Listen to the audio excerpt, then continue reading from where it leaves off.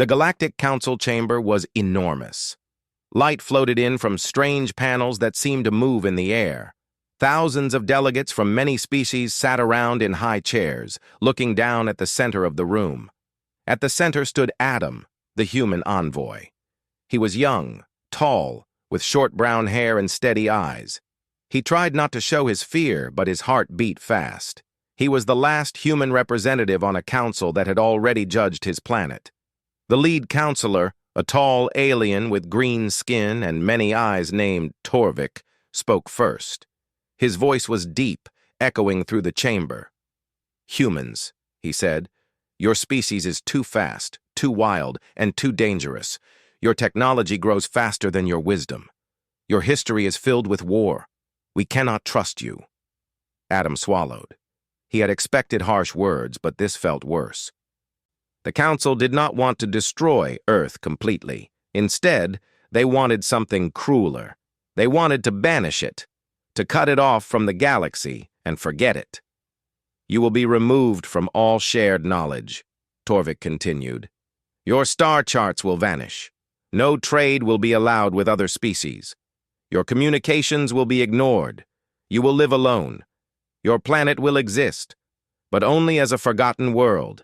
The galaxy will see you as weak and unimportant." Adam tried to speak. "Please," he said, "we can learn. We can improve. Give us a chance." Torvik raised a hand, and Adam's words stopped in the air. The alien counselor looked at him with many eyes blinking. "The decision is final. The galaxy cannot risk your interference any longer." The chamber went quiet. Adam felt a heavy weight in his chest. He had failed his people. Back on Earth, President Laura Kent stood in the United Nations building.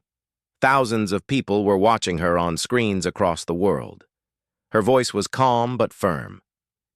"Citizens of Earth," she said, "the Galactic Council has turned its back on us. They have chosen to banish our world from the galaxy. We are alone." There was anger in the room, anger on the streets, anger on the news channels. Some people shouted for war. Others cried for surrender. But Laura did not panic. She had a plan, a small, secret plan. After the broadcast, she met with 4 people she trusted the most. Adam, of course, was there. He had seen the council and he knew their weakness. Beside him was Lena, a young engineer with bright ideas. She could imagine machines others could not. Derek, a steady military officer, joined them. He had fought in many conflicts, but his mind was calm, not quick to anger. Finally, there was Nina, a scientist who studied the stars and theories of faster-than-light travel. She was quiet, but brilliant. Laura explained her idea. "We cannot beg for mercy.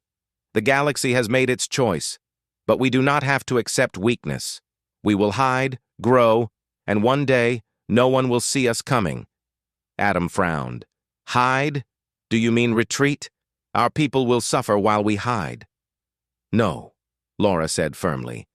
"We will not surrender. We will not beg. We will work in secret. The galaxy will think we are weak, but we will prepare. We will build our strength far from their eyes, a hidden empire where no one can touch us until we are ready." Nina nodded slowly. "There are places they do not watch, dark sectors, abandoned nebulae, and regions near unstable stars. If we go there, we can grow in secret." Lena smiled faintly. "And I have designs for a drive that bends space in a way they cannot detect. It will be risky, but it could take us where no one can follow." Derek added, "We must also train people. Not only scientists and engineers, but pilots, soldiers, and leaders who can think for themselves." The first test ship was built in a hidden dock far beneath the oceans. It was small, fast, and nearly invisible. The crew volunteered knowing the risks. Ryan was the pilot, calm and confident. Melissa was the navigator, able to read star charts even in total darkness. Chris was the mechanic, clever with engines and repairs. Olivia was the data specialist, able to analyze thousands of readings at once. The ship was called the Dauntless. Its hull was sleek and black, and its engines emitted almost no light. The night before the launch, the crew gathered. "We may not return for weeks," Ryan said. His voice was steady but carried tension. "Or months," Melissa added. "The galaxy has erased our records. If we are gone, no one will know where we are." Olivia nodded. "Then we must make it count. Every resource, every decision. We have to survive." Chris smiled faintly. "And if we do, we change everything." Adam and Laura watched from a distant control room. The launch was quiet. The ship rose from the hidden dock, slipped past sensors, and vanished into the dark. Hours later, the Dauntless returned. It had found vast regions of space untouched by the galaxy, raw materials, abandoned ruins of old civilizations, and quiet zones where humans could build without being noticed. Laura smiled, though tired. "This is just the first step. We will grow, and no one will see us until we are ready." Adam turned to her. "We need a council, our own leaders, our own rules.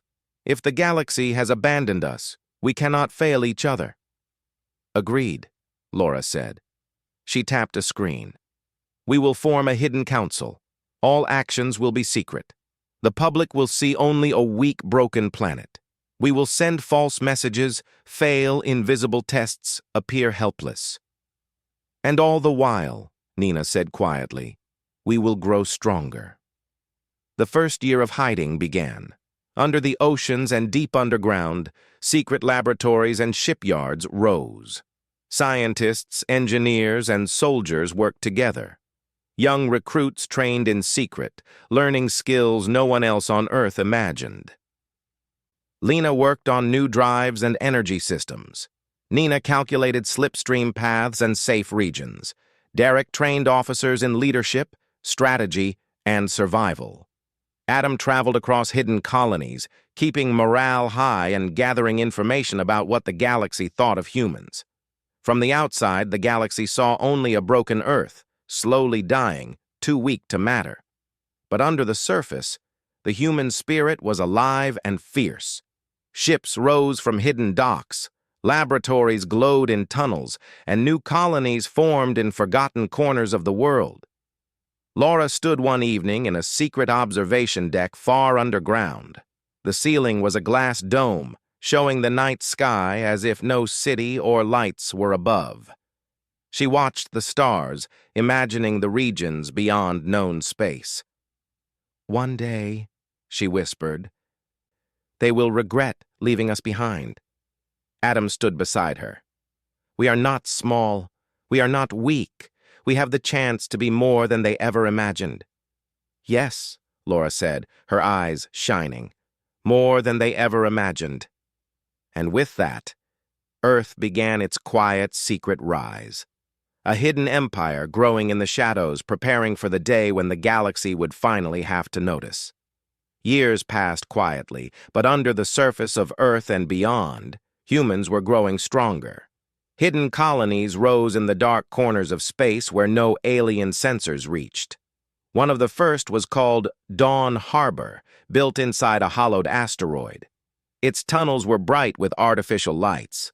Farms grew in large domes, and children ran in playgrounds under fake skies. Another colony, New Horizon, orbited a dark gas giant. The planet's thick clouds hid human stations, and its gravity wells made travel difficult for anyone who didn't know the paths. Here, humans mined rare metals and studied strange energy fields. President Laura Kent and her council worked together to make sure every hidden colony followed the same rules: secrecy, self-sufficiency, and cooperation. Each colony had leaders chosen by skill and wisdom, not by birth. These leaders trained the young in science, exploration, and military discipline. They learned how to pilot ships, repair engines, and read star maps that had been long forgotten by the galaxy. Adam traveled between colonies. He often watched children playing together, human and alien friends who had been rescued or had sought refuge with humans. He smiled when he saw them learning languages, sharing stories, and imagining adventures. The galaxy believed humans were weak, but these young minds were sharper than most adults in known space. Lena and Nina led research and technology. Lena focused on building ships that could move without being seen.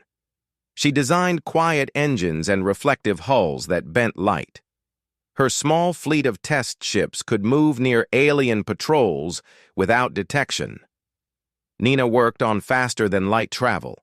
She calculated slipstream paths that could connect hidden colonies in hours instead of weeks. Together, they created a network of hidden routes, invisible to the galaxy's sensors. Derek trained officers for the new human fleets.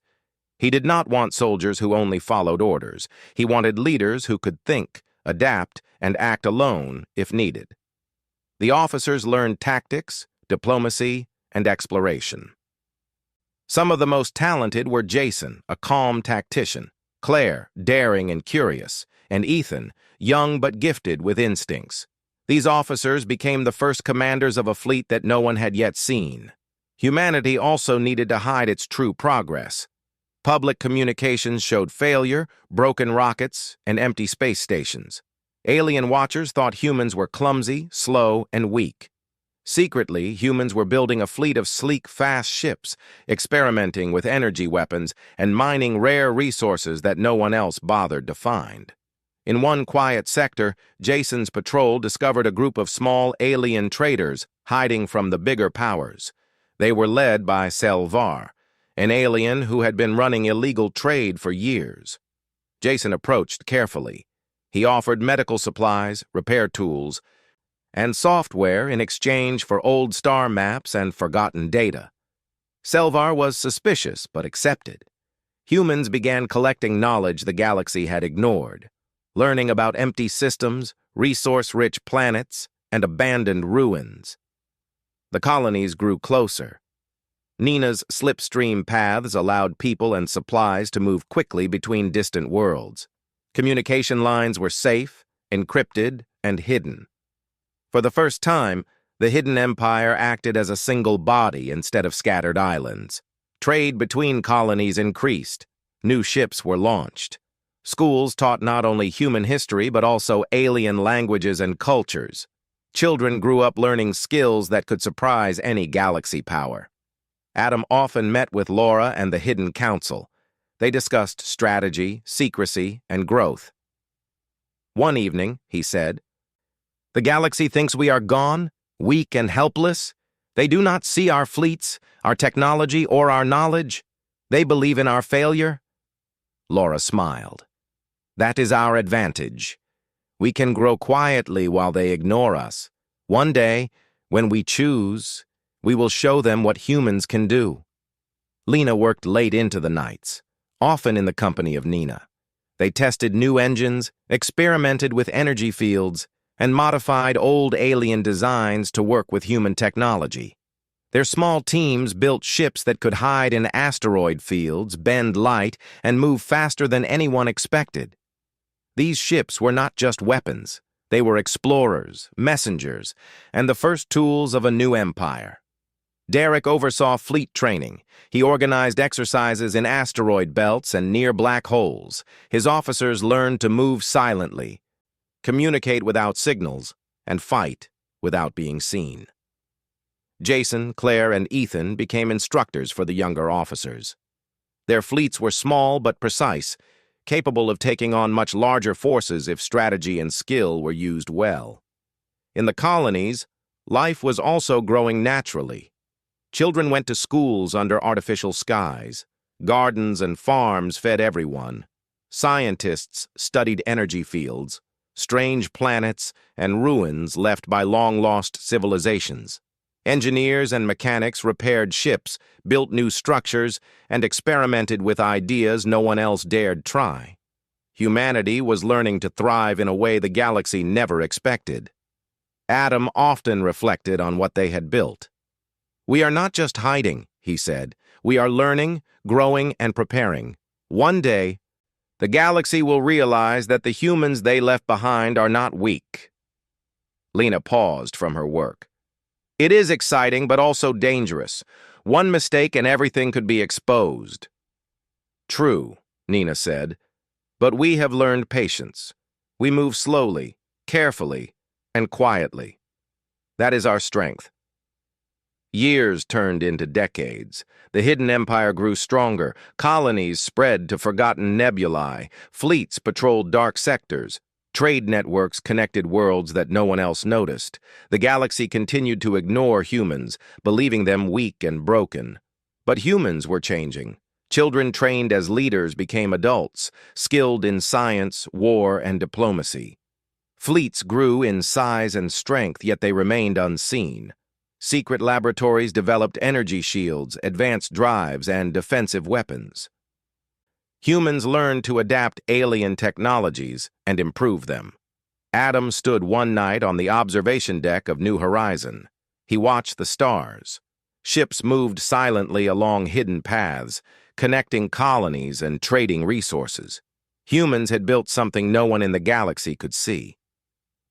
"We have done it," he whispered. "The hidden empire exists, and no one knows it.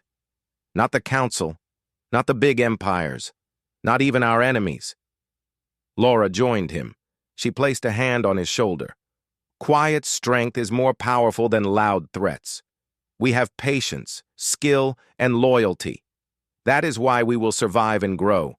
One day the galaxy will face humans again, but this time, they will not be able to ignore us."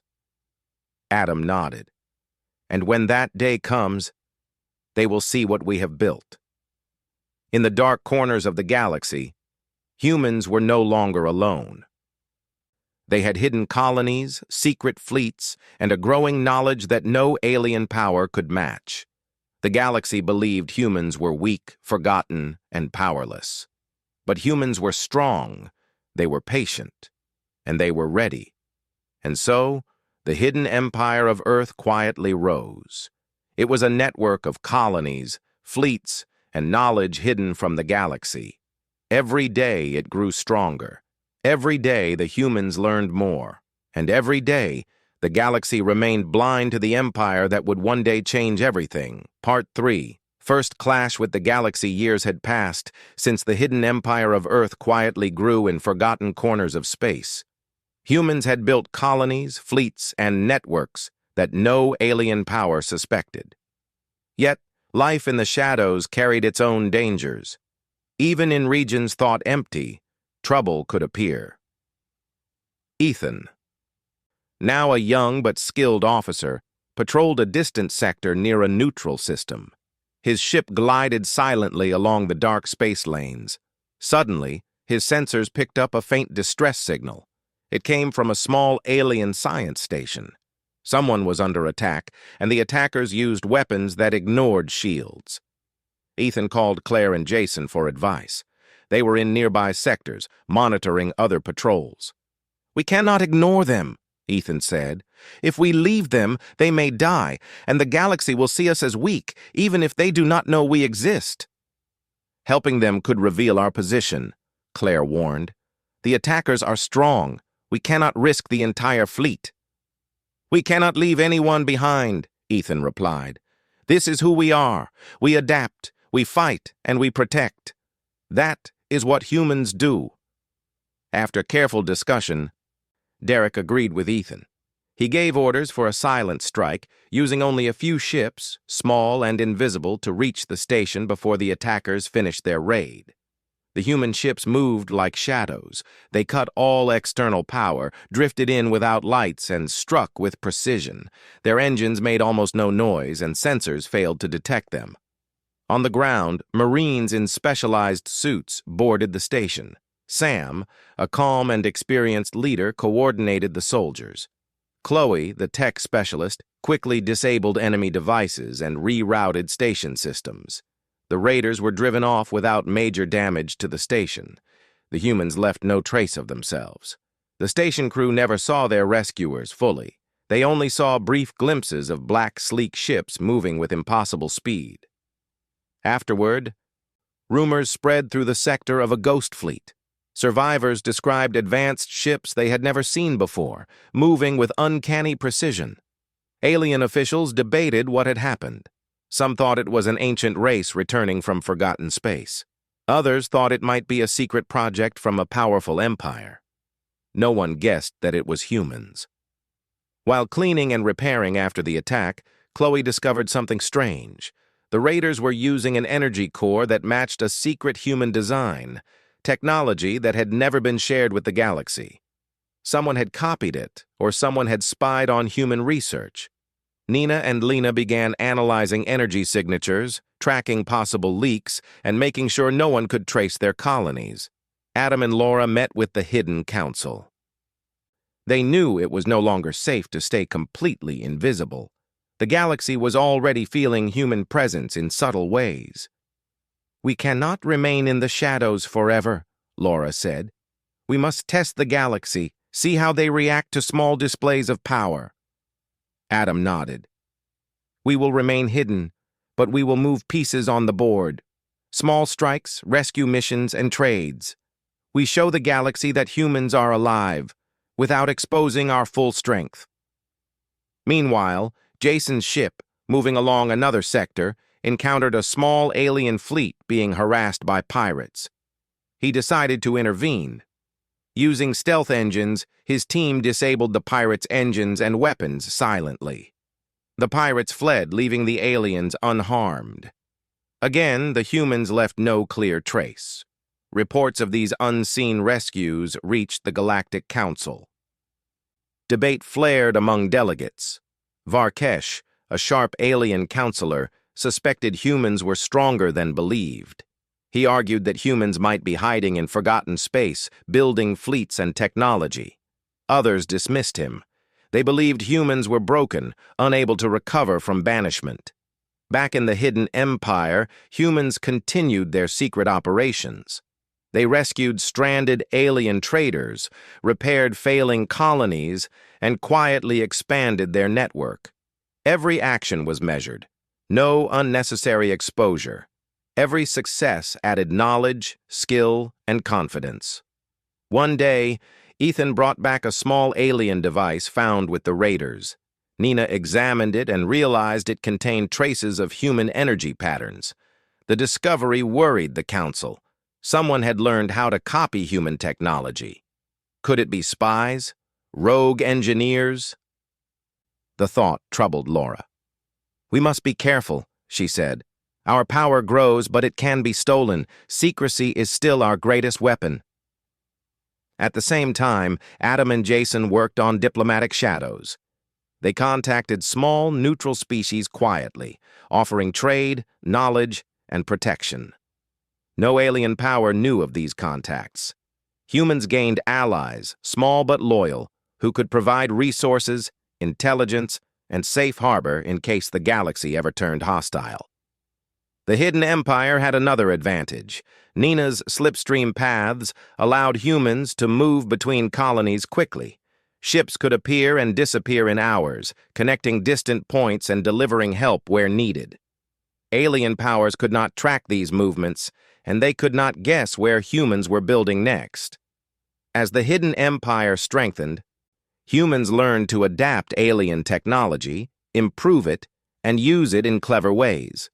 Energy shields became lighter but stronger. Engines moved faster with less energy. Weapons were precise and reliable. Ships could operate in groups with silent communication and coordination. Life in the colonies also flourished. Children learned advanced sciences, history, and tactics. Engineers built new structures, repaired old ones, and experimented with designs. Schools taught teamwork, ethics, and exploration. Every generation grew stronger, smarter, and more capable than the last. Adam often reflected on the Empire's growth. "We are not just surviving," he said to Laura. "We are learning. We are preparing. One day the galaxy will see what we have built," Lena added, "and by then, we will be ready. No one can surprise us if we act first." The first secret victories proved the Hidden Empire's potential. Rescuing stations, aiding small traders, and disrupting pirates without being seen showed humans could act decisively. The galaxy's powers remained unaware, but rumors of the Ghost Fleet caused anxiety in some sectors. Varkesh, observing these rumors, became suspicious. He studied old star charts, looked at gaps where human systems should have been, and whispered to himself, "Something is awakening. The humans are not gone. They are here, and stronger than we know." Adam continued to oversee operations. He coordinated missions that balanced risk and reward, ensuring humans gained resources and allies without exposing their full strength. Laura supported his strategy, emphasizing patience and long-term planning. One day, a patrol led by Ethan encountered a small pirate fleet attacking an unprotected research station. The fleet outnumbered Ethan's ships 3-1, yet using silent maneuvers, careful targeting, and precise coordination, humans disabled key pirate ships without revealing themselves.